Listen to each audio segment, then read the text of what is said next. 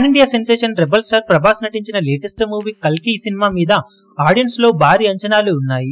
ఈ నెల 27న భారీ లెవెల్లో రిలీజ్ అవ్వడానికి సిద్ధమవుతూ ఉన్న ఈ సినిమా ఆల్రెడీ ట్రైలర్ రిలీజ్ తర్వాత మంచి బజ్ ను సొంతం చేసుకోగా ఇంకా ప్రమోషన్స్ చేస్తే ఇతర ఇండస్ట్రీలలో కూడా సినిమా బాక్సాఫీస్ దగ్గర మరింత రచ్చ చేసే అవకాశం ఎంతైనా ఉంటుంది. ఇక సినిమాకు మేజర్ మార్కెట్ తెలుగు రాష్ట్రాలు కాగా ఇప్పుడు కొత్త ప్రభుత్వం ఆంధ్రప్రదేశ్ లో రావడంతో ఇప్పుడు మరింత అడ్వాంటేజ్ ఈ సినిమాకు కలిసి రాబోతుందని చెప్పాలి. ఆల్రెడీ నైజాంలో పెద్ద సినిమాలన్నింటికి టికెట్ హైక్స్ పర్మిషన్ ఉండగా ఆంధ్రాలో పాత ప్రభుత్వం చాలా లిమిటేషన్స్ తోనే టికెట్ హైక్స్ ను ఇస్తూ ఉండేది.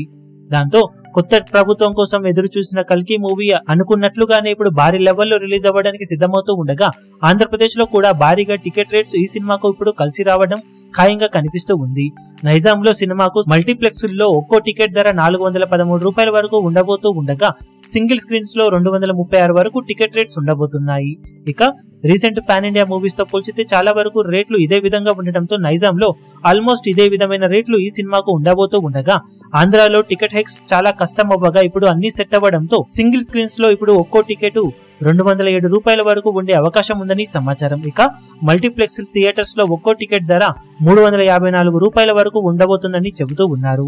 ఇది వరకు మాక్సిమం 250కి అటు ఇటుగా ఉండేది. కానీ ఇప్పుడు ఆల్మోస్ట్ 100 రూపాయల హైక్ ఇంకా ఎక్కువగా సొంతమైంది కల్కి మూవీకి. దాంతో నైజాం కి ఈక్వల్ గా లేక అంతకన్నా మించి వసూళ్లు ఆంధ్రప్రదేశ్ నుండి వచ్చే అవకాశం ఎంతైనా ఉంటుంది. ఓవరాల్ గా ఈ అడ్వాంటేజ్ సినిమాకు ఇప్పుడు ఓపెనింగ్స్ పరంగా దుమ్ము లేపడానికి ఎంతైనా అవకాశం కల్పించడం ఖాయమని చెప్పాలి.